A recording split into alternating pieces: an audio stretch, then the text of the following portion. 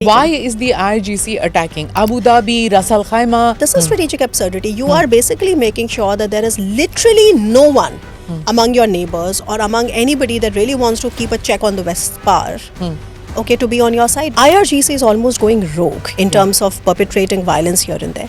They do understand that BB is not going to stop till the time he reaches a particular point that is roughly can be called a culmination point.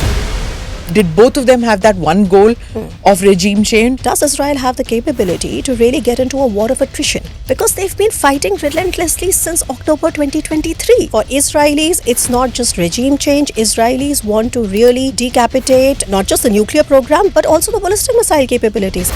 On the one hand, common Pakistanis are entering the consulates of America, calling them shaitan, dying in the protests. And on the other hand, their rulers are giving their airfields. I don't think Pakistan has any kind of sort of ability to really extend their nuclear umbrella to Saudi Arabia or their protection, because, I mean, you see Saudi Arabia is very much under attack right now, and Pakistan has only been able to do lip service.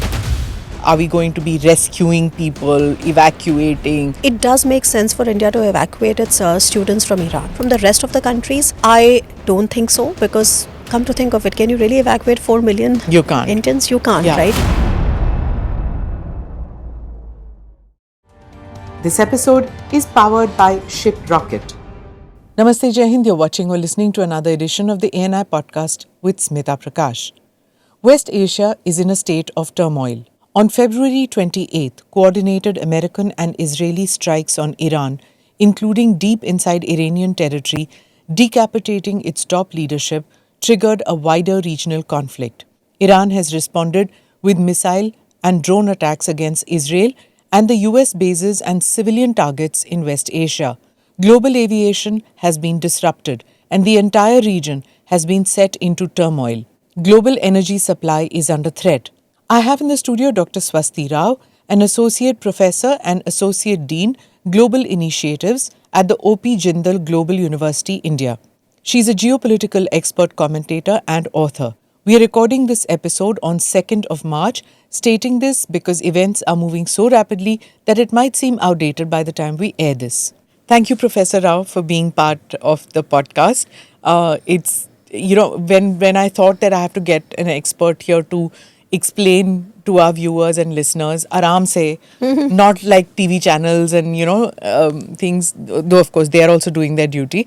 But here I just wanted somebody to deconstruct what is happening. And I thought of you because you have the academic zeal of pursuing everything with great detail, but you also understand media.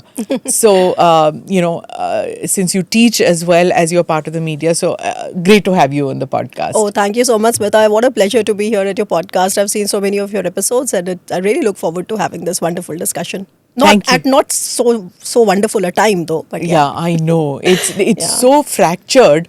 In fact, somebody at the Munich summit said it's like what is it? Destabilization on or deconstruction on ka ek signal lagana chahiye, so because everything is just blowing up.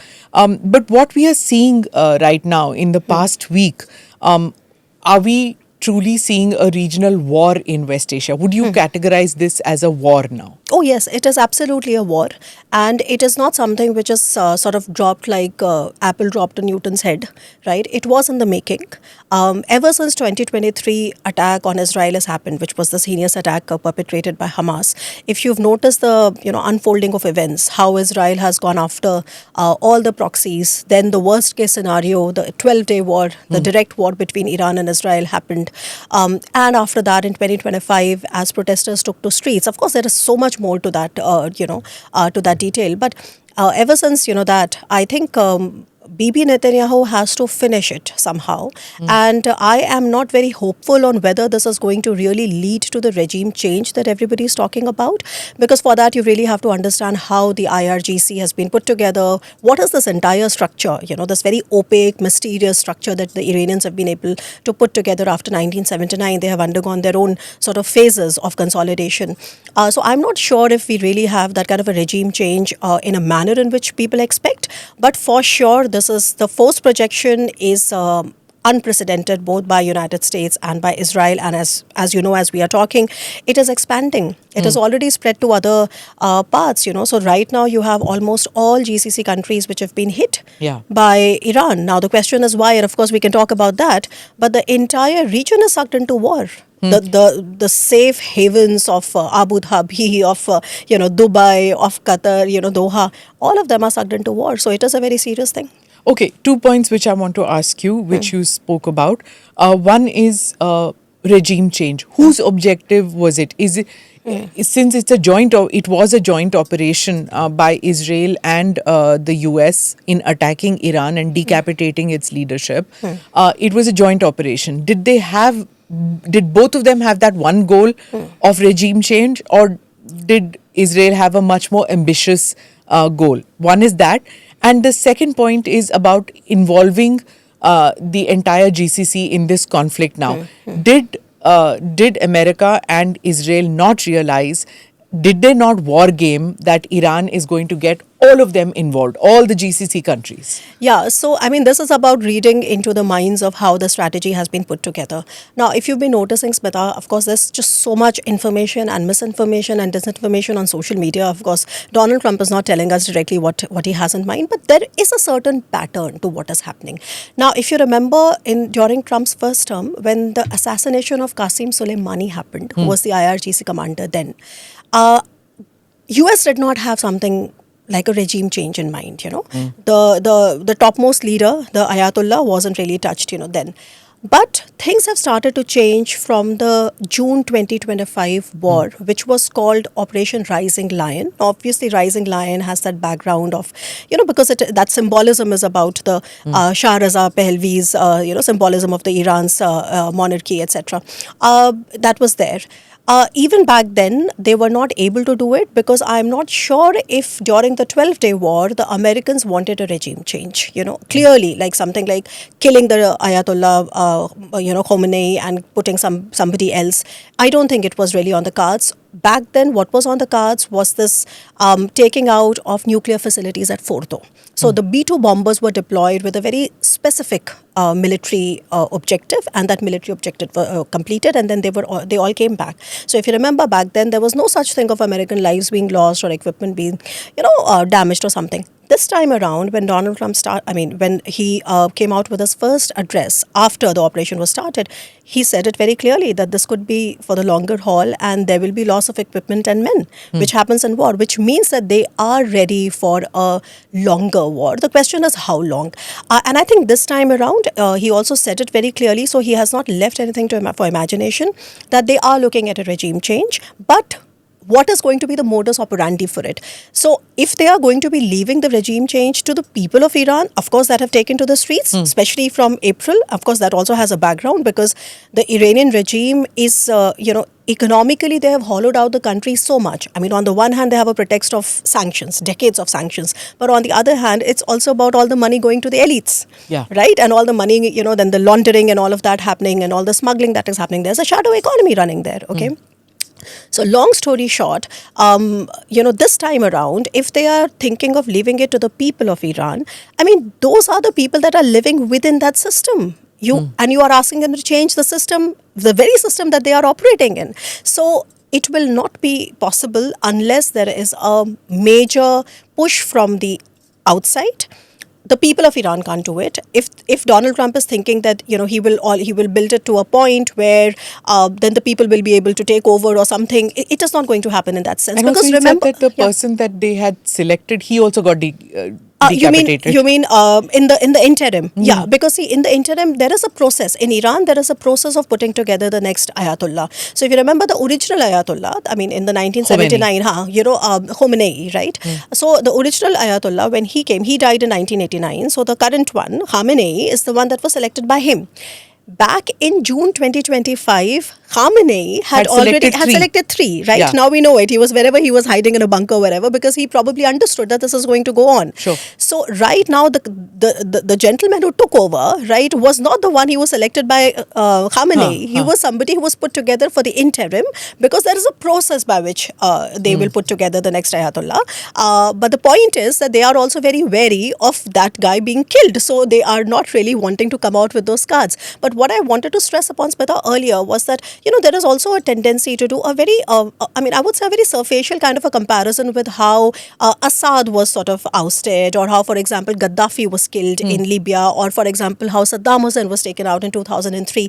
Those were extremely personalized regimes, The Iranian regime is not a personalized regime, right? I mean, they have a very, very robust, dense, opaque structure where they have factored in all of things. So in that sense, they have a lot of resilience, a lot of shock absorbers inside. It's just that it's the first ever time that we are having to discuss it so much in India, but they have also consolidated their shock absorption capabilities over the years, slowly and steadily. So it is not going to be easy. So if a regime change was an objective of the US, obviously the Israelis have a larger objective. It's not just regime change. They want to completely finish off the nuclear capability. Yes. What about their conventional warfare? They want to finish that too, right? Yeah. So what would be the Israeli objective in Iran? So very quickly, of course, it's the Israelis that are pushing the Americans for it, right? Because every single American president in the history of America has supported Israel, but only Donald Trump has gone to the extent of deploying capabilities. The 12-day war itself was unprecedented in the manner in which the American president sort of, co-deployed capabilities alongside Israel. And this time around, usne sare record tod diye, that way. Correct. So it's the Israelis that are pushing the Americans for it. Israelis left to themselves did not have the capability to really get into a war of attrition. See, it is very easy to sort of, because they have a very, very robust intelligence framework, Mossad, as you know. So they know where the Ayatollahs are sleeping, where they are hiding, where they're eating. And this applies to not just the regime, that this applies to the Hamas leaders, this applies to Hezbollah leaders. What has happened in the last 2-3 years. The question is that, does Israel have the capability to really get into a war of attrition, right? And that is something where you see a degradation of Israeli capabilities as well, because they've been fighting relentlessly since October 2023. Right? So how much do you expect Israel's war machinery to be able to withhold, in a war of a grinding attrition, which is where they need the United States? But coming to your answer, the question that you asked more directly, of course, for Israelis, it's not just regime change. Israelis want to really, decapitate not just the conventional, not just the nuclear program, which is a strict no-no anyway, but also the ballistic missile capabilities. Iran is supposed to have, nobody knows the real numbers, but if you look at, a platform such as Iran Watch, or if you look at sort of Middle East Eye and these platforms that really get into the nitty-gritty of what is happening in the region, they say they have more than 3,000 ballistic missiles. Many of them are capable of being nuclear tipped, which is a real, fear. And although they have sold hundreds of those ballistic missiles to Russia and also to, other countries, but still they are left with thousands of them, right? Then many of them were taken out in the 12-day war last year, but they still leaves them with thousands of missiles. Right? Donald Trump said that this campaign will go on for another couple of weeks. Is that? Yeah. Because they still have the capacity? Yeah. So for that, Smita, I think it will really help if, because I see so much discussion happening on what really is going to happen. I think it was yesterday that Wall Street Journal came out with a very interesting article that said that, but what about America's ability to really have that much firepower? Because, there was they said that they have serious challenges also. So, how do you expect the biggest military superpower in the world, even though it is under Donald Trump right now, and he's not really known to be a strategic genius, but nonetheless, how do you expect that America would have gone into this war without factoring in the fact that they really don't have that kind of magazine depth, right? They left the dump out there. The ammo dump has been left in Iran by the Americans. So they would have some inventory knowledge about... True. So as far as I see, how the Americans and the Israelis have planned this out, I think there is a pattern, and it is a very effective pattern, which is that they are okay. They have targeted, which means that they know their targets, right? Then comes how will they go about that precision bombing. So there are some layers, right? You can use a precision platform along with precision weapons. So that's one part of looking at it. The second layer is where you have precision platforms but not so precise weapons, or say dumb weapons that don't have really that smart capabilities. And the third level is when you have conventional weapons, which is like dumb weapons and dumb platforms. What the Americans are doing right now, along with the Israelis, is that right now they are doing the precise weapons and the precise bombs, which means that they are looking and they are taking out the Israeli radars, they are taking out Israeli EW capabilities, etc. In military terms, I mean, this is how it is said in military terms, and in common terms, it is. I mean, if I can simplify it, it basically means taking out their eyes and ears. Okay, once they take out their eyes and ears, ek baar you blind kar diya, deaf kar diya, like that. Then they go in with targeting singularly the inventories, the ballistic missile facilities, etc., because then Iran doesn't have anything to protect itself with. And if you look closely, they already have achieved air superiority. They can target today. As we are talking, it was yesterday night when the Americans came out and said that they have achieved complete air superiority. So they can go target, strike anywhere inside Iran. The question is that in that process, they are also having to sort of face the Iranian drones and the Iranian, missiles, and many of them are not so dumb. Many of them are also fairly precise. Many of them are not precise. They are falling wherever, everywhere. Okay, so that is also causing damage there. But if I think in the first phase, in the first 3-4 days, they are going to be going all in and taking out the eyes and ears, which means really suppressing any kind of reaction from the Iranian side, and then going and because the other part can be also carried out by dumb weapons and not so precise weapons. Okay, it's the first part where you really need your smart weapons, and they are but in that process they are also having to have a lot of their own equipment loss. So their aircraft are not flying in the first couple of days, the Iranian. No, of course everything is flying. Yeah, of course the aircrafts are flying. The aircrafts have it's more ballistic missiles which are hitting, you mean from the Iranian side or on the from American the side? Iranians. No, from the Iranian side they don't have as many aircrafts flying only because of this, right? So they're basically doing their missiles. Ballistic missiles and drones. Drones, yes. Right? So it's a cheaper way of fighting the war. That is what I said. So just to sort of, conclude the first part of my answer was that initially this is the capacity that they can withstand for about 4 days, 5 days, Americans and the Israelis, because they have challenges with magazine depth. They don't have unending firepower when it comes to these smart weapons. That is how after 4 days you will see the nature of warfare changing a bit, and these 4 days, 5 days you will see the Americans and the Israelis going all in. Okay. They have gone all in, and that's why the 3 Americans have lost their lives. It's unprecedented, at least after in the Afghan war, it's the first time I think they're seeing casualties, war casualties. War casualties on something that Donald Trump said that so they're prepared for it, right? So they'll go all in, and then we will see it changing a little bit and war going casualties on to, during the first year or just about end of first year of a president who said no wars. So, I don't know how that is playing with his MAGA crowd. But anyway, that's a separate thing we go to. Tell me, basically what one is reading in social media posts which are coming out is that, and some of the Saudi experts who have gone on channels to say that we have got left out. We opened these bases, and many other countries have also said, the GCC countries are saying that we had America have bases in our countries. So there are military dumps, there are ammo dumps, there are soldiers on the ground in our countries. They are supposed to protect us.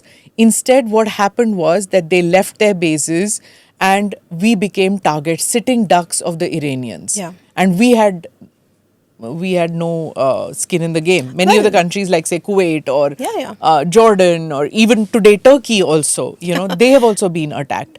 So entire GCC in a state of turmoil. Did they not war game this? Well, so originally, none of these countries in the Gulf, right, have any stakes in further destabilizing the region. Let's just understand that very well. Whether you look at the Emirati business model or the Qatari business model, I mean, they are all different in their own ways. Sitting in New Delhi, everything looks the same, right, Sure. sometimes. And especially if you're sort of trying to explain it to an audience who are not very familiar with the Gulf politics. And if you right? see it as a consolidated whole, which it is not. Yeah, which of course it is not, it is Yeah. not a monolith. It definitely is not just this one binary called the Shia-Sunni divide. Of course, It's there's not much a more. NATO. It's not a military alliance one. It's neither a military alliance nor is it a, society-wise, the society is very different. Their geopolitical approach is different. And part of this difference, we came to know only when we saw that there was a serious rift between Saudi Arabia and UAE, which also went on to, show that these two, the golden couple of the Gulf, had its own problems that perhaps we did not know of. Which basically, the fact that I'm trying to sort of underscore here is that that is not a monolith at all, right? So they have their different ways of looking at geopolitics, their relationship, with the US, their relationship with Israel, etc. Like, for example, UAE now and Israel have more and more convergence. They have already normalized their ties back from the Trump 1 Abraham Accords, that normalization. But, for instance, Saudi Arabia and Israel have not normalized their ties. They were in the process of normalizing their ties when the Hamas attack happened. And now, of course, everything is now on the Palestinian state question. Now they've... So, I mean, so on and so forth. But coming back, what I wish to, explain here is that the Gulf countries have no interest in seeing further destabilization in the region, right? They already have a lot of destabilization. Look at Syria, right? After Assad fell in Syria, of course, as long as Assad was there, all the violence was within the country. When Assad fell, you saw that Turkey came and started dominating the northern part.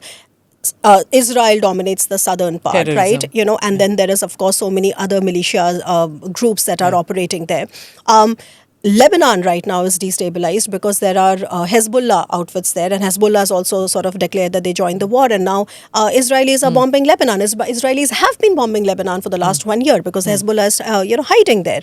You remember what happened in the 12-day war. I mean, wo to hai hi apni jagah. But other than that, there are America is also bombing Shia militias in Iraq. So there is already so much instability in the region. Why would they want more instability? Okay, their business model wants to have stability. Their business model wants to have, network-centric sort of, convergences here and there. And that is how I2U2 was, came out of it. That's how IMEC came out of it, right? Because they understood that they have to go out. They have to sort of step out of this spiral and cycle of violence. Body blow to both IMEC and I2U2, I think. That's for the time being, it's over. I mean, look at they've been bombing Chabahar. So, I mean, Chabahar, from our yes. perspective, of course, it's a gone case. But just coming back, because the question was on whether the Gulf states wanted to sort of, get this. See, what the Gulf states understand is that the proxies, the access of proxies is destabilizing for the entire region. Nobody wants to get their hands dirtied. Everybody wants Israelis to do the dirty job or the Americans to do the dirty job as long as it's not coming to their borders. There was one little slip until last year, or was it early this year? Yeah, definitely last year, when Israel attacked Hamas leaders that were hiding in Qatar. Which actually sort of led to a massive uproar in the region, and Qataris said that how are we going to, depend on you at all when you are allowing Israel to do something like this. So as long as it was not really affecting their borders, their territories, their investments, they were like, you do it, we look the other side, okay, like that. But I think the manner in which things have been escalating, right, and the manner in which things have been going, I mean, IRGC is almost going rogue, in terms of perpetrating violence here and there. They do understand that Bibi is not going to stop till the time he reaches a particular point that is roughly can be called a culmination point, roughly can be called some kind of a closure. Okay. So they have understood it well. Now we know there is intelligence that behind the scenes they were trying to, some sections are saying that they were actually egging the Americans and the Israelis to finish Saudi it. was. Yeah, Saudi was, to finish it off, although diplomatically they were saying that we don't have anything to do with it. But look at Oman. I mean, you feel bad for Who's the Omanis. going to fund his vanity projects? if oil comes down so low. So he wants the I mean, oil. yeah, that's one thing, right? But also because, look at Oman. Oman really invested in a lot of this mediation, right? Huh. I mean, we know because when the Omanis were here in town recently, like a month back, there was this India-Oman dialogue happening in New Delhi. I mean, the Omanis were very mindful of not letting, this get out of hand, etc. So they really invested. But Iran landed up hitting Oman as well. That was, I think, Okay. towards the third day. Yeah, towards the third day. Now, Iran is saying... Oman, and then and yesterday it was, or this morning it was Turkey. They have hit So almost everybody. They have made an enemy out of everybody. And if you ask me, this is... Okay, so like on the one hand, it looks like strategic stupidity and absurdity, because why would you want to make an enemy out of everyone, right? One. And two, wouldn't it be better for them to drive a wedge between them and Americans and Yeah. saying that, listen, we are not targeting you, but basically we are targeting these evil Americans, okay? But they didn't do it. So one plausible explanation is that they are now trying to bring the war to their populations and tell them that your leaders have, failed you by siding with the Americans and siding with the Zionists. And so it's also sort of, somewhere delegitimizing the regimes that are operating in these very stable Gulf countries. Can it work? I don't. I'm saying this could be one plausible Yeah, but explanation. I'm just asking you, I do you don't think think so. not with the I don't think so. populations? Not I with the think population. You know why? Because Iran, the manner in which they have killed, they have been on a rampage. Between December 2025, when the protests broke out in the bazaar, I'll tell you, why the bazaar is so significant, which is like the merchant class in Iran, until now, which this particular operation, Epic Fury, started 28th February, right? Between end of December and end of February, they've killed more than 40,000 people. Yeah. Of their own people. I mean, they have not left anything to anybody's imagination. It is a hollowed out regime. Every time, because the power centers are so diverse, and if looking at IRGC is not just about securitizing the state and all. IRGC is also about defending the revolution. So is IRGC doing what it's doing now with no command structure in place? Is it true that they've wargamed it to such an extent that if the top leadership is taken out, they have the ability and they have the wherewithal and they have the sanction to just attack in whichever manner they want? So for that, of course, we have to understand a little bit better how the Iranian military establishment is divided, right? So, I mean, under the Ayatollah, of course, under the supreme leader, one part is your elected representatives, right? That don't carry any weight because end of the day, you have to suck up to the Ayatollahs, right? And there is a very good example there because you remember this guy who also got killed, by the way, this guy, Ahmadinejad. So Ahmadinejad, the UN speech guy. Yeah, so the Ahmadinejad, by the way, if you remember, when he became president, right, when he was elected president, so he started privatizing a lot of these public entities, right, in Iran. And he privatized them and he gave it to IRGC. And there's another entity there called Bunyad. I'll tell you what is the difference. Okay, so IRGC, and so basically they started taking out all the public entities, giving there. And they gave them, I think, billions of dollars worth of contracts, okay, to them. So, which basically meant that the merchant class and the middle class became more and more hollowed out. Now, when the next guy came, which was, I think, Hassan Rouhani, okay, and he tried to then mend all the damage which was perpetrated by Ahmadinejad, because Ahmadinejad was a hardliner, right? So he tried to mend his ties with the West, and he tried to mend his ties with, he came in 2013, and in 2015 he signed the JCPOA, okay? He negotiated the JCPOA. Of course, later on, it went out of the window. But then, as he was doing all that, it was Khamenei who then intervened and said that you can't do it because you're making it to sort of, anti-IRGC. So, long story short, the thing is that the people suffer because of all this, and the power centers, whether it's IRGC or whether it's the clerics, they are the ones that are really getting all the whatever money, whatever natural wealth that Iran has, which it has so much, right? Yeah. Only these guys are the beneficiaries. And by the way, there's something very interesting you should know about IRGC elite. The IRGC elite, and because when I was just a couple of minutes ago when I was saying that if you look at the Middle Eastern model, right? If you look at the model of these countries, they want stability, they want business. The IRGC elite have been laundering their money through a lot of financial networks in Abu Dhabi. So Abu Dhabi in that sense has been playing this insurance policy, right? That fine, you are there with the Israelis, okay, because you know that these guys are a pain for everyone. But at the same time, you are also trying to develop stakes so that tomorrow when things change, let's say if there is a post-regime of the IRGC, the nature changes, you have enough clout and strategic depth and financial depth so that you remain relevant in that region. Then why is the IRGC attacking Abu Dhabi, Ras Al Khaimah, Absolutely, that Dubai? is the whole thing. So, they should not have done it. I do not buy this argument, this plausible explanation that they're doing it because they want to sort of delegitimize these leaders in the eyes of their people. No, I think they have really made a strategic blunder, and it also shows, Smita, to me that they are really driven to the wall and they are very dangerous at this stage. So you may have heard of this term called, this defense mosaic doctrine that they will unravel, which basically means that the topmost guy withdraws. I mean, in the absence of this topmost control, right? Well, for the IRGC, they were always directly appealing anyway to the Supreme Leader, right? So with the Supreme Leader out and the interim Supreme Leader also out, right? I mean, right now, nobody knows. And by the way, their commander is also taken out, right? So, I mean, that is why when you look at the Americans and the Israelis this time around, you see that they have directly gone after the top brass, because this is what in the 12-day war they did not do. So they have directly gone after the top brass. They have directly taken out all these people. So there is a danger of these guys becoming, going rogue. And if you look at the elected government, right? I mean, the foreign minister, IRGC, and all these people. If you look at them, their statements. What are those statements saying? Their statements are saying that, listen, they are no longer in our control. They are not meant to be in that control, because in Iran, there are different verticals. One is an elected body, which is always subservient to IRGC and to the Ayatollahs, right? Then you have the clerics, which have a lot of clout, but then clerics are, given a different task altogether. And then you have the IRGC. IRGC is anyway reporting directly to the... any of you who've seen Fauda and Tehran would know how the IRGC is exactly. all in all. So basically the thing is that, yes, there is a danger, but like I said, that in the many years of their own, see, they've been in power for 47 years, right? In 47 years, remember the first war they fought was with Iraq. It was Iraq. So in 1979 is the revolution. 1980, they get attacked not by Westerners, they get attacked by Saddam Hussein. Okay, that war lasts for 8 years, right? Obviously, there was internal consolidation and changes and everything.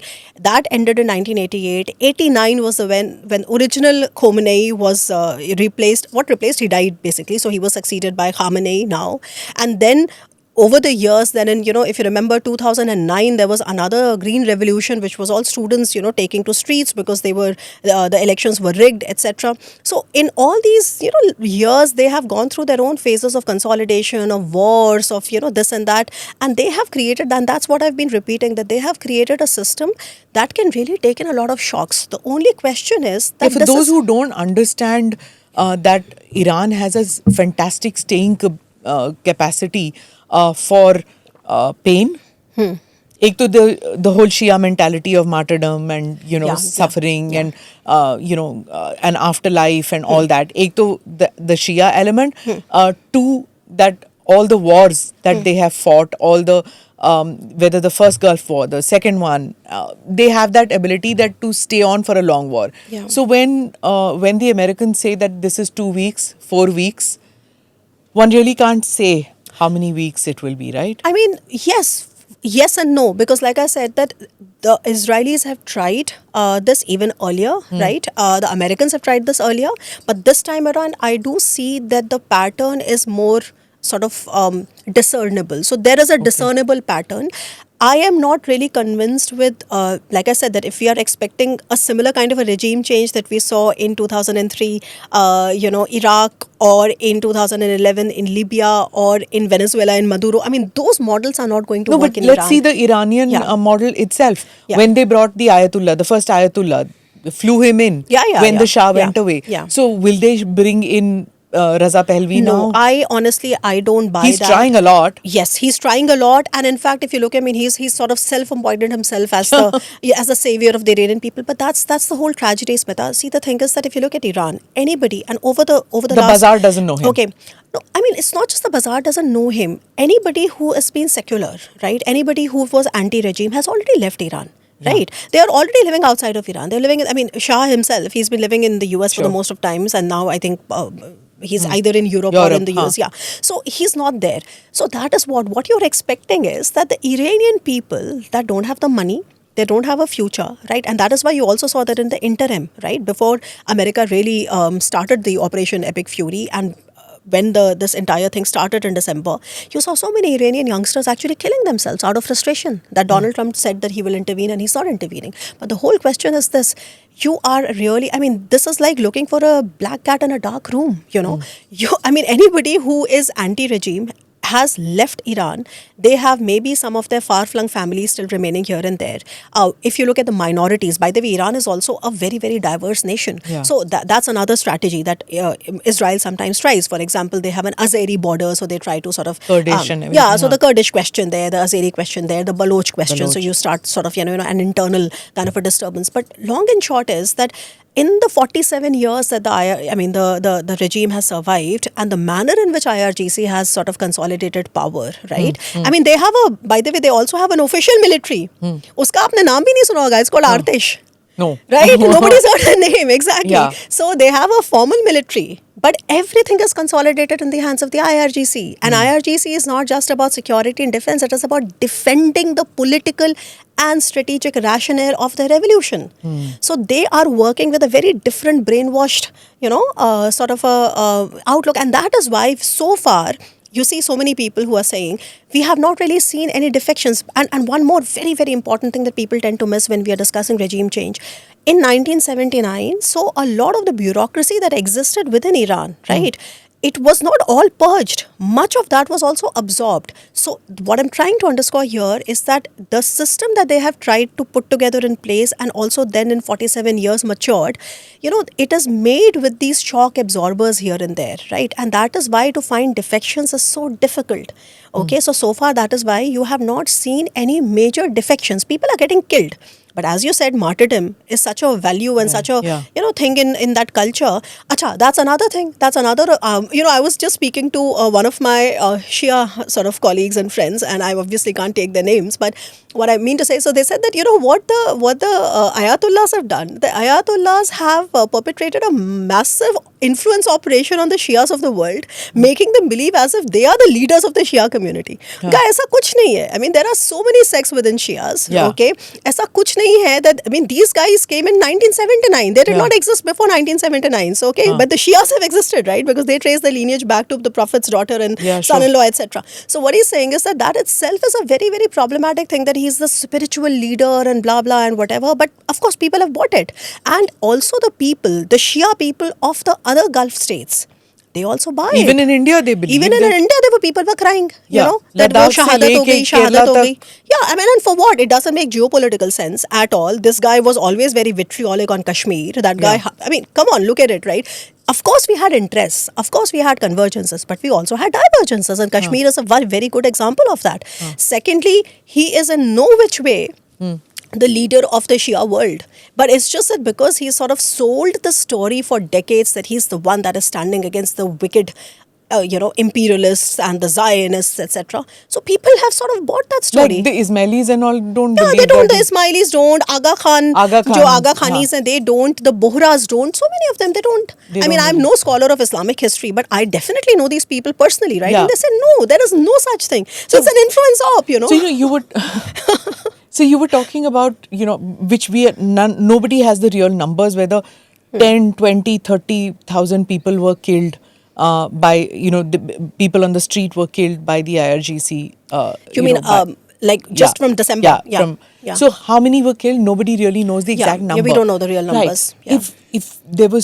If he was responsible, if the Ayatollah was responsible for the death of so many people, then why are there equally hundreds of thousands of people on the streets mourning his death then? Yeah, because like I said, that it's probably some kind of a, legitimacy that the Stockholm regime has syndrome? also, they've also gained. Yes, exactly.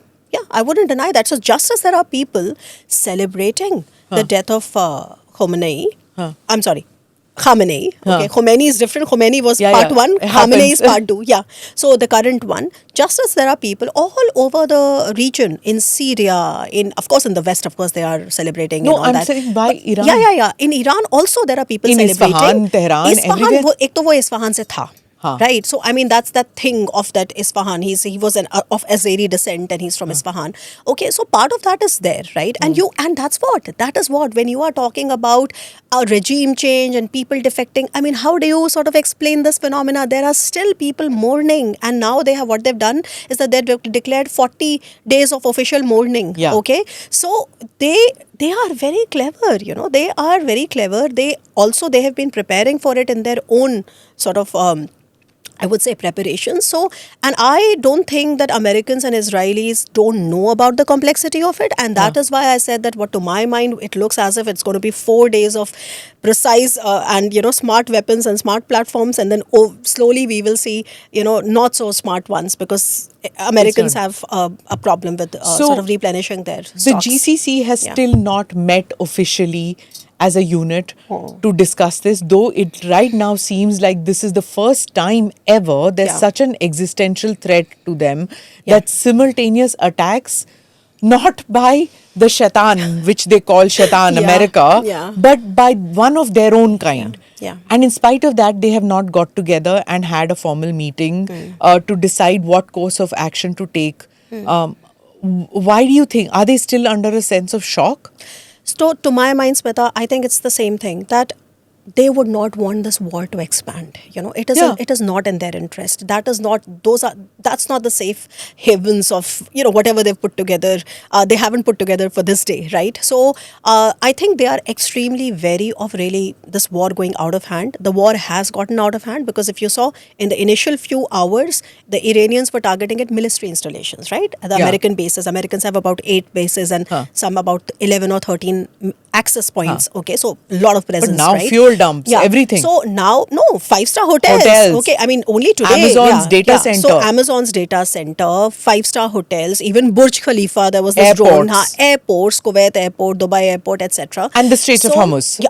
And the Strait of Hormuz is a different thing, because Strait of Hormuz, they will not formally close ever. Most of the oil which is going only past Chinese is Chinese. Okay, so I mean that would be very self-defeatist. But we will come to Strait of Hormuz. Nonetheless, coming here, so initially it started with military installations. They were targeting military installations, and you have to give it to the Iranians, right? I mean, they were also having the ability to simultaneously, so in a horizontal fashion, almost at the same time, right? They were targeting from close by regions, which is like UAE, Kuwait, Bahrain, and then far away, right? Israel, Jordan, all of that is covered, right? So they have really targeted everywhere. So that has happened. And like I said, that the GCC countries are very, although, see, officially they don't have a choice. They have said that they will open their bases for the Americans to be, for them to use against Israel. But like I said, that they also have a population. They also want to not take it to a point where, mass destruction becomes the order of the day. That's not how they are put together. I mean, that is definitely going to create many problems for their own survivals, okay? So I think that bit of hesitation is very, very evident, okay? I can get a sense, I mean, you don't get that all-out sense, right? That, okay, you just go and just start bombing these people. You're not really hearing that, okay? But I think eventually, and also, I honestly have not really seen any update where the Americans and the Israelis have also sort of, jointly exercised with all these countries. I mean, they have individually, they have a lot of equipment, most of them they have Eurofighter Typhoons, and they have Rafales, and they have F-16s and 35s and everything. So the point is not that. The point is, I think they will still play a defensive role. They will open all their facilities to Americans and to Israelis. Even so far, UK, that got sucked into it because the Iranians they did another absurd thing by, targeting Cyprus. Okay, which is like a different direction, towards the Mediterranean. So to my mind, it is worrisome, because it shows that they are in a panic mode, and you do see that there is a lack of, that vertical sort of authority controlling them. So they have become more, I would say, more rogue in that sense and uncontrolled. It's very strategic, going right up till Cyprus, attacking Turkey simultaneously. You're talking about Europe now. You're not talking about that is the whole thing. So that is why you have statements from the French, from the Germans, everybody. NATO can now. Evoke Article 5. They can invoke Article 5. They can invoke Article 5. Yeah, but that's the absurdity. If Iran is simply stretching its resources thin. See, Iran is basically, what does Iran have? Iran has a has thousands of ballistic missiles and Iran has thousands of drones and cheap drones. So they can inflict a lot of cost. But if if the other, if their enemy of their, Opens the floodgates. if opens the floodgates and sort of, has complete air superiority, it's a matter of days. So that is why I think the next 2-3 days are going to be very, very sort of crucial. We will see Iran doing more of these things, basically to sort of scare them away, because of course Aramco and stuff like that. It's also very strategic. I mean, that's what Saudi Arabia and Israel would want the floodgates to open, would want a decimation of Iran's capability, whether nuclear or conventional. You see, I'm not sure about Saudi Arabia, really, frankly. You know why? Because Saudi Arabia is not as pro-Israel as UAE is. Okay, if within the GCC, if there is one GCC country that is most pro-Israel right now, it is definitely UAE, the Emiratis. Saudi Arabia, if you remember, they had also, the Chinese-backed normalization process had also happened, when the Chinese got a normalization done between Saudi Arabia and Iran, which didn't work. Yeah.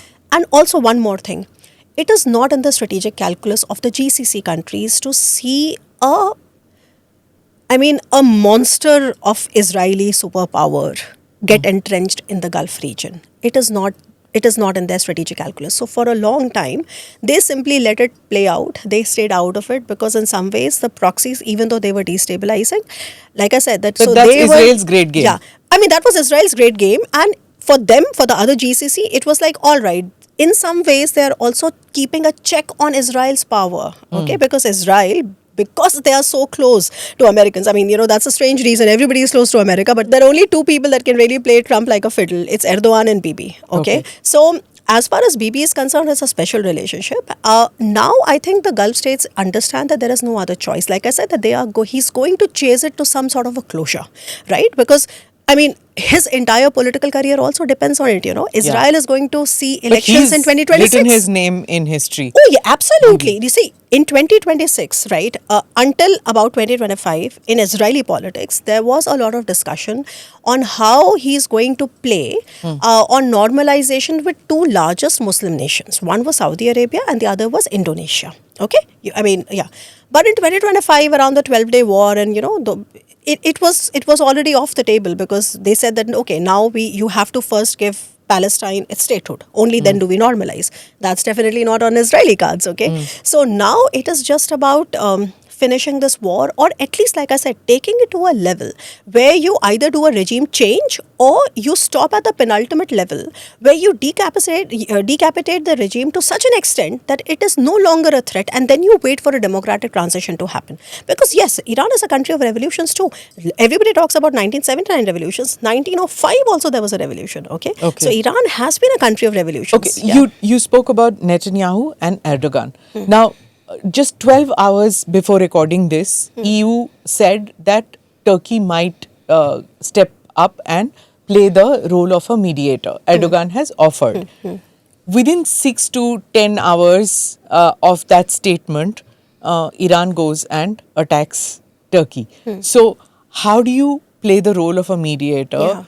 How do you talk about it? Your own people are going to say, what the hell is this? Absolutely. We are being attacked. No sense. So I just cannot figure out what is this game planning that Iran is doing by attacking Turkey, attacking Saudi Arabia. And especially Oman. See, that's what I wanted to say. And Oman. Yeah, with Saudi Arabia, they still have some axe to grind, because Saudi Arabia sides with the US, right? But as far as, even I have gone on record saying several times that the one truly neutral country in the Gulf is actually Oman, right? It's only now that you see also Emiratis tilting a lot towards Israel and towards India. But there was a time when Emiratis also have a very close relationship with Pakistan. Okay, and we must discuss the Pakistan factor also. I'm going to bring in some entertainment, okay? Because what happened to their big... what happened there? The first casualty of war were these Pakistanis who died. Yeah. So they also got Jazbati, as they always do when they started targeting the consulates here and there. But coming back, so that's the whole point, That is why I call it strategic absurdity, right? This is strategic absurdity. You are basically making sure that there is literally no one among your neighbors or among anybody that really wants to keep a check on the West's power, okay, to be on your side because you're going out and attacking them. And that is also showing that maybe the decision is no longer taken by the people, the big guys in the room or the mature guys in the room in Iran. It's probably really gone to that mosaic, doctrine. So where I want to get to I want to get to China and Russia also, but first let's get to Pakistan, as you said, because there was one view that the reason why Afghanistan and Pakistan got into this skirmish was that Afghanistan was made to get busy with Pakistan, so that in the case of Iran being attacked or Iran attacking, forces from Afghanistan who had said that agar Iran ko attack karenge to we will be with Iran. So now Afghanistan has got busy with Pakistan, so the Baloch in Afghanistan are not helping the Iranians because they are fighting out here. So what is this? And of course, the Pakistanis would love it that we are talking about West Asia and we are talking about Pakistan in the same breath, because they have this aspiration of being that included. we are also having this very Arab sort of. So they would love it Ottoman, that Arab, whatever Ottoman, culture, lineage. that we are discussing them, but we are only discussing them because they are such non-players in this whole scheme.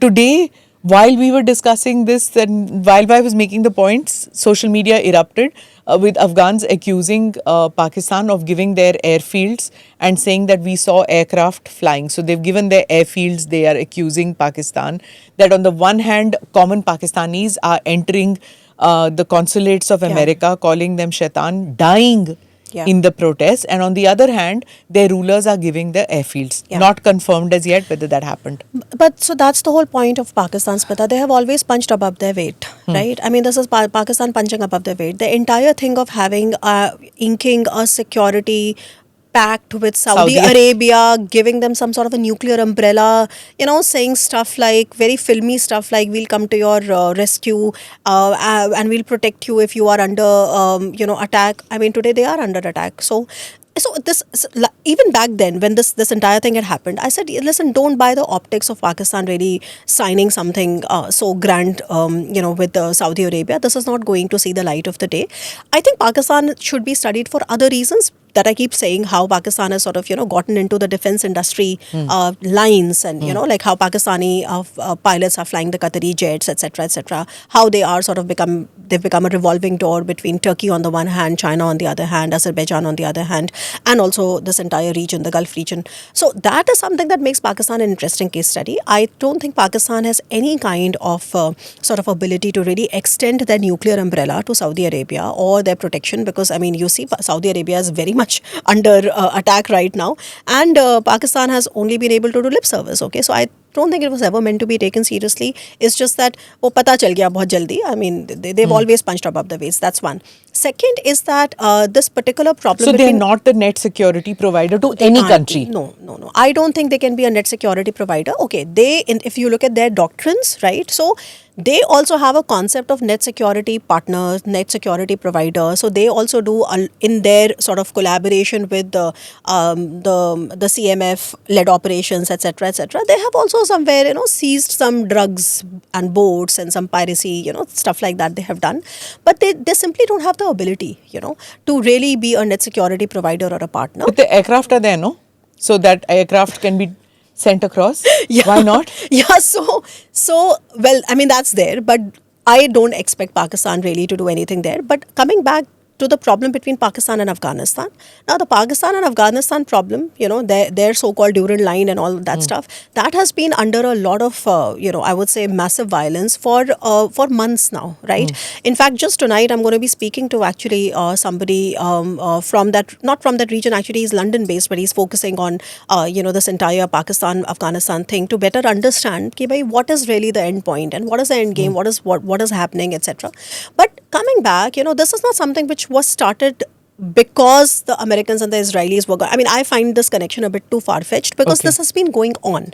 Pakistan and Afghanistan, especially under Taliban, because Taliban are no longer, So it's not to keep the Baloch busy so that they don't go in the aid of Iran. As far as the Baloch are concerned, right? I mean, the Baloch people, there is a Baloch separatism, right? But the Baloch separatism also needs to be understood better because it's like Kurds, Okay, so Baloch are not just in Pakistan. The Baloch are also there in Afghanistan, and then there are Baloch in Iran. So if you are thinking about the Baloch nationalism, and they also operate differently. So the Baloch in, for example, Pakistan are very separatist by nature, but the Baloch populations in Iran are very Sunni in nature, because there they are fighting the Shia sort of, power brokers, and all the clerics and everybody is Shia. So the nature is also a little different, and it's if we are talking about like a greater Baloch, then we are talking about destabilizing these three regions for that. So that is not a very clear cut binary, as we sometimes think of sitting in New Delhi. That is just so they have a different set of.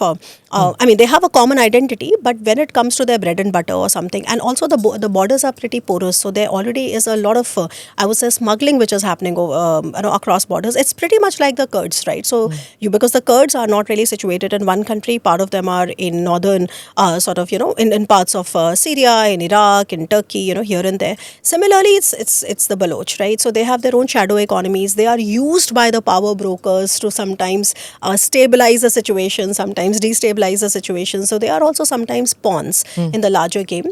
So I don't find, or I have not found very solid links, right, to really say that with confidence that perhaps this has a subtext there. But having said that, I mean, whether Pakistan is going to be playing a role, no. Pakistani elite, as far as the Grand Field Marshal and whatever his rank is now. I mean, I don't know. He just keeps Super going. Field Yeah, Marshal. the Super Field Marshal. I don't know the whatever. Favorite Field Marshal.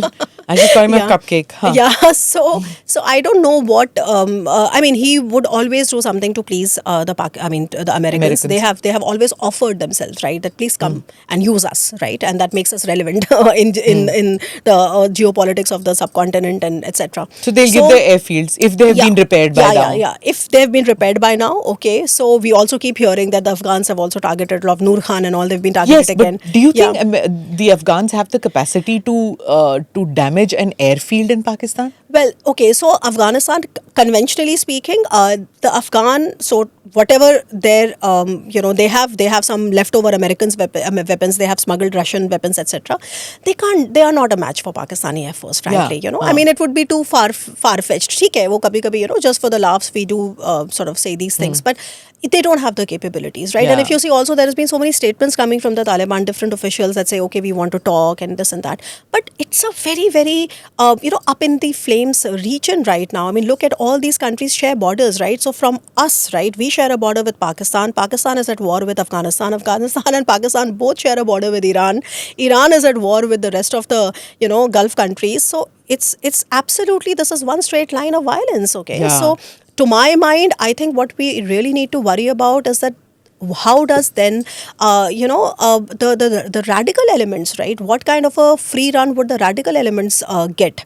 Okay, if this was to really go out of hand, and if this really were to get uncontrolled and escalate in a manner in which we have not really predicted, because right now we are just looking at, is there going to be a regime change? Is there going to be something close to a regime change? But if it's this kind of instability, right? Mini conflicts, quasi conflicts, proxy conflicts. Always. A lot of frozen conflicts, right? Yeah. I mean, now recently, just today morning, I was reading some analysis of how the Israelis, because the Israelis are also desperate to finish it, right? I just told you that for Bibi Netanyahu, this is also, I mean, this is going to be the legacy that he's going to leave behind, right? This is going to be the legacy of his life. So even for him, right? I mean, he might again then do something funny from the Azeri border, because yes, the Israelis have capabilities at the Azeri border, I mean, the Israel and Azerbaijan are also very close, because it's not just about energy security. That is there too. Yeah. It's not just energy security that Azerbaijan provides to Israel.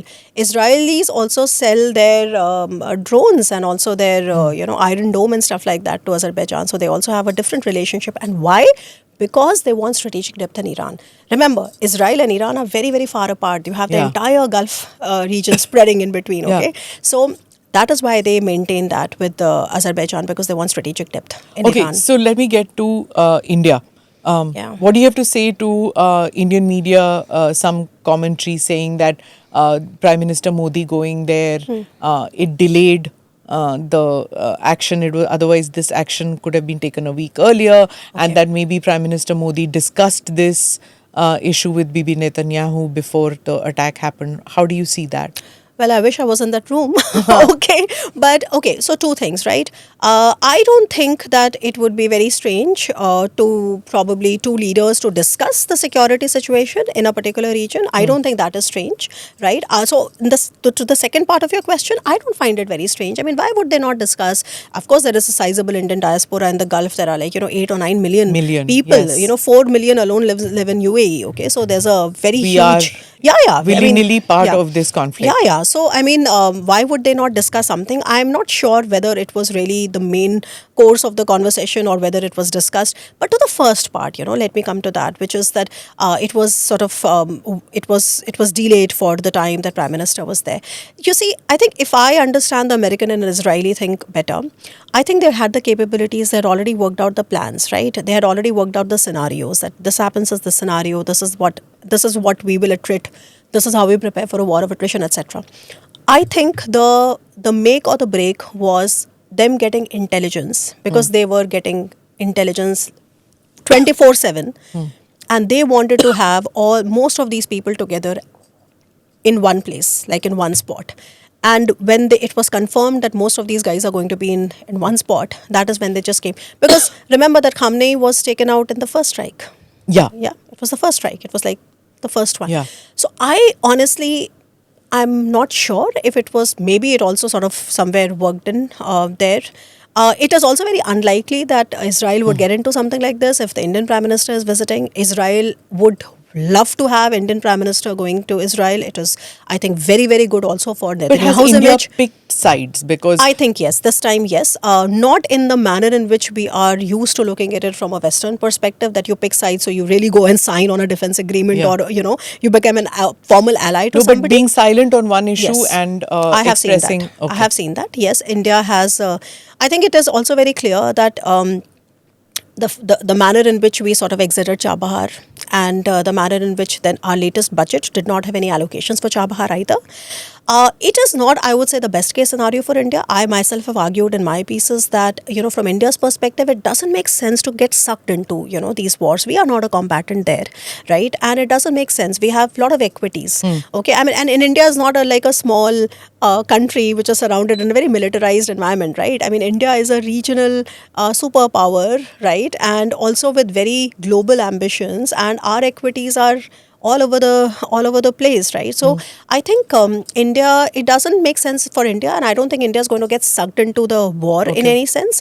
But as far as taking sides to the extent that this is something new, that is why there are so many people in India are actually quite frustrated with the fact that we have not said anything about the death of Khamenei so far. We have not said anything about But we didn't, what is happening. Yeah. If memory serves me right, even in the earlier Gulf wars, we walked a very razor's edge kind of a path, because we didn't have 8 million there at that stage, and it was still restricted to just Iran, Iraq, largely in the earlier Gulf War, and but we are careful with it, with the kind of remittances which are coming in now, with our interests so much wider and deeper, with the UAE, with the others, including Saudi Arabia now, of course, which we didn't have, with Qatar, yes. with all these countries, which we have now over the past 10, 12 years that we have.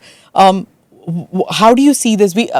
First, do you see that we're going to be moving people out as soon as the airspace opens out? Are we going to be rescuing people, evacuating the students who were there?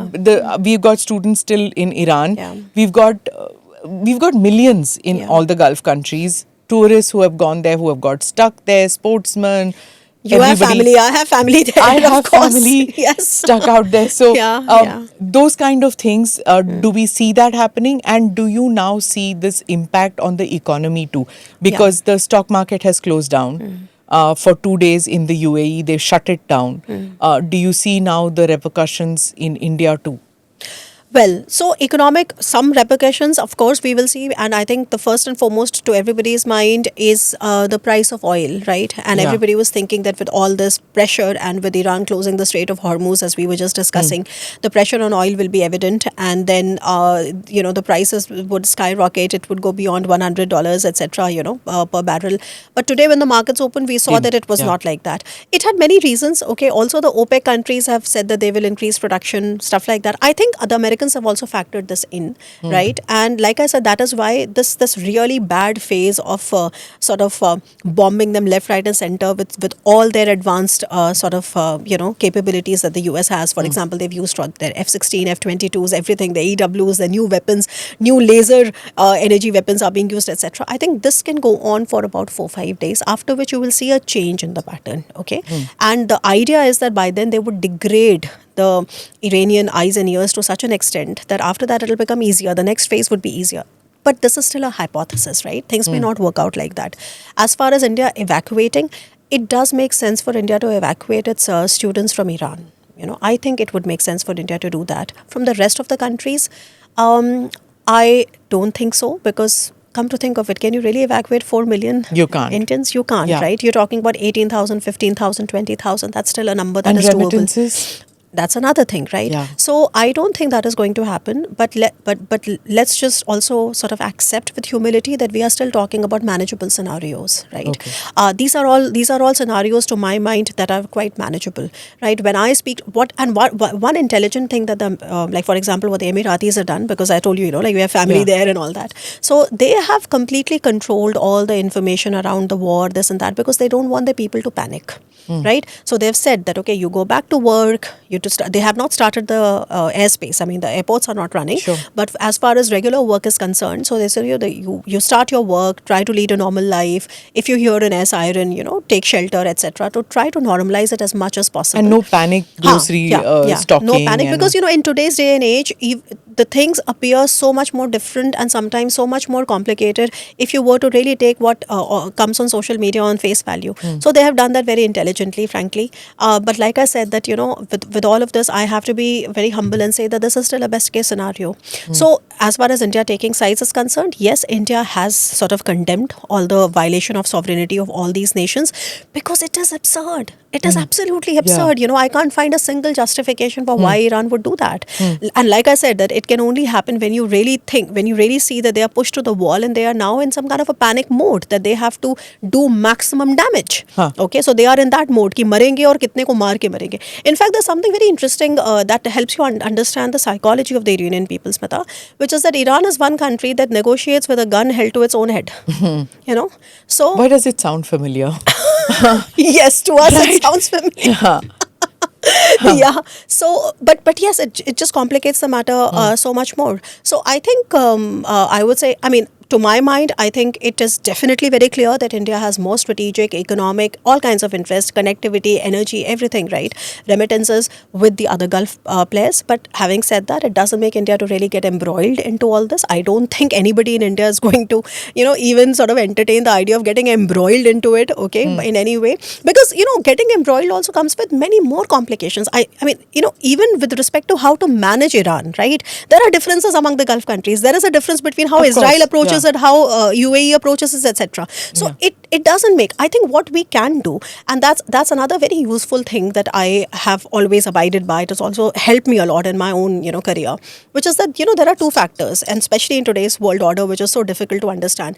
One is, of course, the complexity of it, and the other is the unpredictability of it. Okay, with somebody like Donald Trump, with somebody like all these wars, here and there, it definitely is very difficult to predict, right? Nobody can. I mean, we've made so many predictions and predictions go wrong. Yeah. But what you can do is that you can lessen the complexity. So you can demystify situations. Okay, even if you don't sort of reduce the other predictability part per se.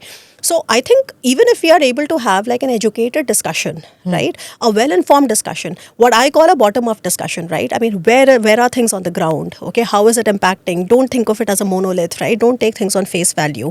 Understand how IRGC has been put together. Why comparing it with 2003 Iraq or 2011 Libya or 2025 Syria is a wrong example. Okay, it is not about projection of air power. It's about how that entire beast of that institution has come We, around. we spoke Yeah. about the Strait of Hormuz. Now, Yeah. if the trade route gets hit, Yeah. oil imports, how that's going to hit us too, right? If we're talking about supply chains that could get hit. Yeah, absolutely. Why? Where is the doubt? Of course, see, Yeah.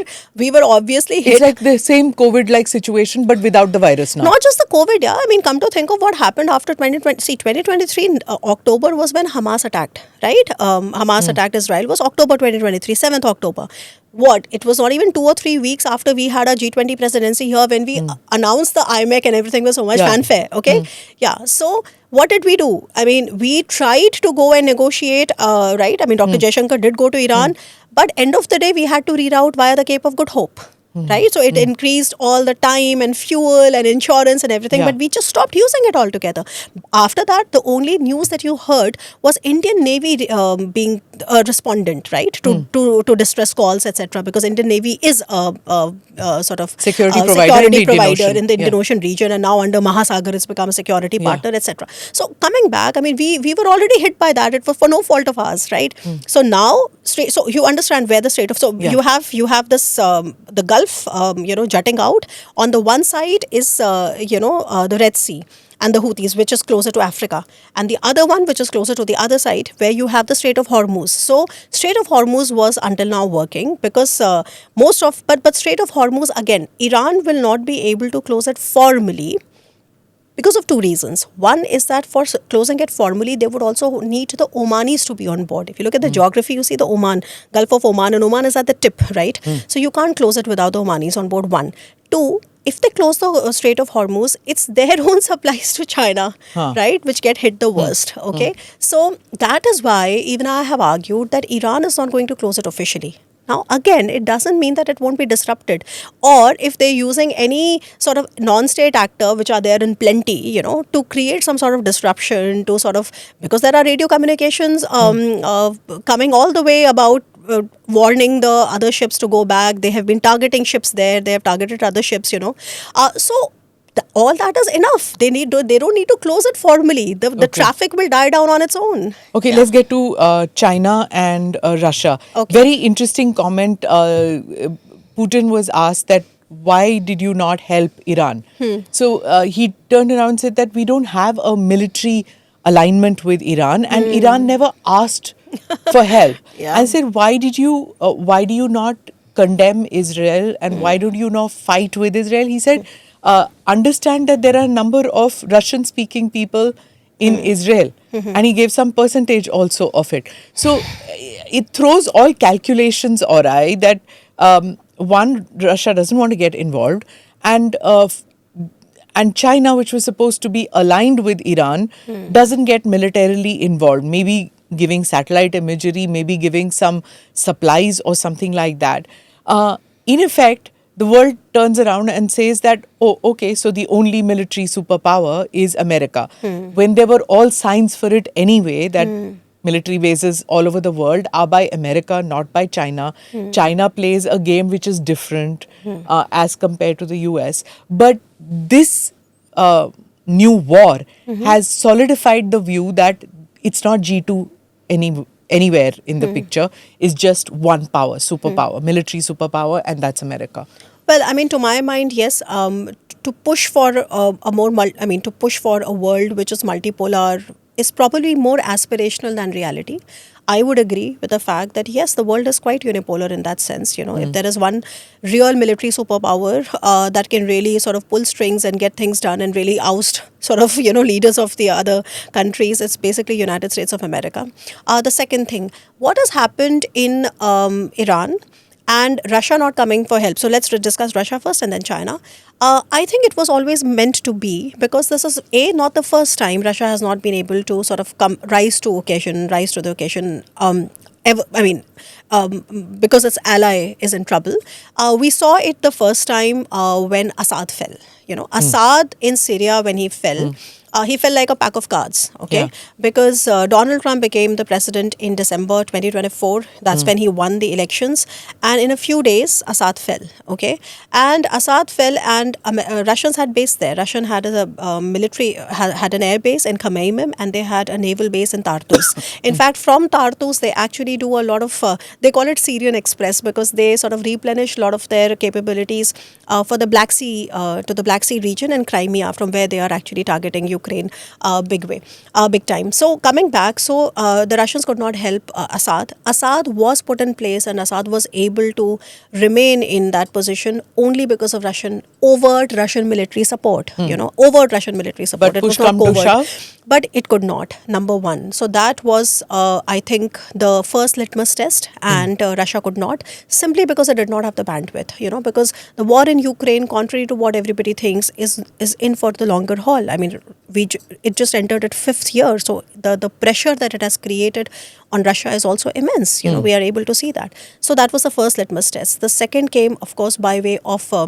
Venezuela, Maduro, when again it was very, very clear that there was this, will Russia do something, will China do something? Of course, China was always the economic player there, but Russia couldn't, and Maduro was taken in his night suit along with his wife. Yeah. And now he's in the US, right? I mean, he was not even given time to sort of change. Third was the 12-day war. In fact, chronologically speaking, the 12-day war came first. Yeah, the 12-day war, when everybody expected something.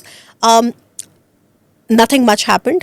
This was again a direct confrontation, and this is the 4th time. So in quick succession, this is the 4th event when Russia has not been able to do it. Now, whatever Putin says, he's actually technically right that they don't have something like a NATO guarantee, or they don't have something like a full-fledged sort of a military partnership. But then Iran has sent thousands of Shahed drones to Russia, right, when Russia was at war. So it's very clear that Russia doesn't have the bandwidth, right? I don't think it has got to do with whether Russia wants to or not, but it doesn't have the bandwidth. Coming to China, China's nature is more dubious, because yes, primarily it is economic. It is about investments. It is about economic. It is about, playing the long game. Even in the 12-day war, and after that, and now, there are a lot of reports that China has sent not full-fledged platforms, but a lot of dual-use systems, a lot of components that can be used in making drones, etc., etc. And like I said, China's interest is basically, and their air defenses, like of course, they did didn't work. during Operation Sindhu. Like they did with Pakistan. Surreptitious help. But, in the case of Pakistan, it was much more clear. The PL-15s left nothing to imagination, right? It was satellite imagery and PL-15s and the multi-domain warfare exercises that they had been doing with Pakistan. With China, one doesn't see any evidence of them doing any multi-domain exercises or joint exercises like that. But what I'm saying is that they have been playing a bigger role. In fact, if you speak to a lot of military intelligence people in and around the region, they would say that yes, there is a lot of evidence that China has given a lot of support to Iran. But again, it's not that posits China as a military supplier, because China doesn't want to get into. That's not the game China plays, okay? And like I said, that for China, it is always about getting a real-time data from real-time battles so that they can sort of incorporate and improve. Okay, so China plays a different game, but for incorporate and improve for their own military. Yeah, absolutely, yeah. That is their quid pro quo with Russia also in the Russia-Ukraine war. So because China has never been to war with the West. Right? So how does China then sort of develop and refine their own weaponry without battle-tested data? So that's how they turn to these battles. Like I've always give this example, and a very important one. So the Emiratis have been sourcing Chinese drones and giving it to Sudanese militia that are fighting against Houthis. Okay, so the Chinese drones are battle-tested in that manner. Now, when it started out, everybody said no, but in a few years it got established. So even in the Iran question, you will see that in a few years, things will get more established about how China used this sort of, to be war. used against who? Some Himalayan blunder again by China, or is it the South China Sea? Yeah, it could be both, it could yes. Be, because or Taiwan? As far as we know, at least in 2027, the contingency on Taiwan doesn't look like happening, at least in 2027, because Xi Jinping has purged purged almost everybody that had to do anything with any planning of the Taiwan, contingency or taking it over by force. So I don't think in 2027 they can do it. That is why in India we were saying that wo jitna purge kare hamare liye utna acha hai, that way. But it doesn't mean that he's given up on that, because military purges is something that Xi Jinping keeps on doing to consolidate power, to also sort of weed out corruption, to weed out anybody that has got any other sort of viewpoint. So it's been happening. He came in 2012, the first military purges started, political ones happened in 2013, military ones happened in 2015, and ever since they've been coming in cycles. But now, since he has taken out everybody, do you think Taiwan is breathing a sigh of relief? Yeah, almost, almost. Not because of the purges. I'm saying what Russia and what China have been doing in this Gulf War, in that no hands-on involvement. Does that make Taiwan rest easy? So, Smita, Taiwan is a different ball game for China, right? China, for Taiwan, that is a claim. That is an eternal claim. That's one of the 5 stars on the Chinese flag, right? They have to unify. Now, that's Xi Jinping's legacy. Just as this is, Bibi Netanyahu's legacy, an existential So, it's an existential thing. Taiwan. Yeah, Taiwan, yes. What it does is that it gives a bit of a hiatus, because if I am China, if I am Xi Jinping, and if I am seeing the American president, who on the one hand is saying that he's going to be focusing on the hemisphere, and he has his national security strategy and the national defense strategy sort of reiterating that he's going to be focusing on the hemisphere. So it's Cuba, it's Venezuela, it's Mexico, it's Panama. But it's not. But he does everything, to sort of, barely deny 2 that. weeks after the Munich Security Conference, where it was said it is the Western Hemisphere, where Marco Rubio talked about the Western Hemisphere, now comes the Middle East. It's there, or rather, not just we should say West Asia. It's not just that. It's also, look at the manner in which, for example, he has been striking ISIS targets in Africa, in Nigeria, right? None of that makes sense. And this, imagine this is not just about giving Israel some equipment.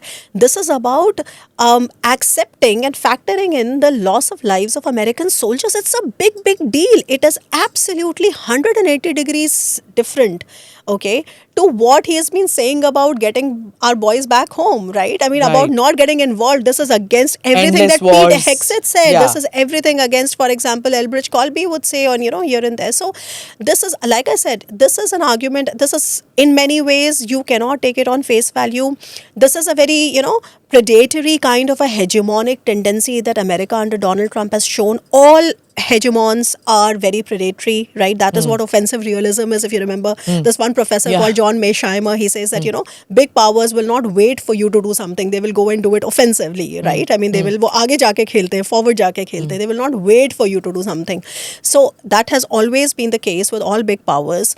But Donald Trump is also very predatory, he's also very unpredictable and predatory at the same time. So don't take it on face value. It is very clear that if he can really take this kind of a loss before the midterms, one would imagine him to be more... So, is it going to help in his midterms? I think Donald Trump is quite convinced that he's going to lose the midterms because, okay, by the way, Donald Trump has absolutely no congressional, approval for what he is doing. Yeah. Back in 2003, right, at the time of Saddam Hussein, okay, when he ousted Saddam Hussein, when he actually hung him, there were lengthy discussions in the Congress, and he actually convinced the Congress that he had weapons of mass destruction, and therefore George Bush, of course, the American president George Bush. So George Bush actually convinced everybody, okay, before actually going in. This time around, Mr. Trump has done nothing. Nothing. There has been no discussion, no debate about what exactly does he have in mind. No discussion when he went in for Venezuela. Although Venezuela, of course, is a different ballgame because Maduro was an indicted criminal, okay, in the US courts. But this time around, there is absolutely no legal basis whatsoever. So I think from Trump's perspective, he has pretty much made up his mind that he's going to lose the midterms, okay? And I don't think this is going to help his midterms at all. Okay. So finally, a question which is on everybody's mind. So I'm going to ask that as the final question. Is this going to be a short, sharp conflict with definite goals in mind, or do you see this as a prolonged conflict, which is a prolonged war? Yeah, so in the first phase, which will be short, like I said, because of a lack of magazine depth, but then after that, it'll be a longer war, right? I am looking at 3-4 weeks at least, right? And with definitive goals, no matter what everybody says, because I just helped you sort of also understand the complexity of situation on the ground. But something like a extremely decapitated regime where probably we will see a transition, okay, of a different kind of a hybrid structure coming in place, which is going to be at least less averse to West and less sort of hostile to the West, etc.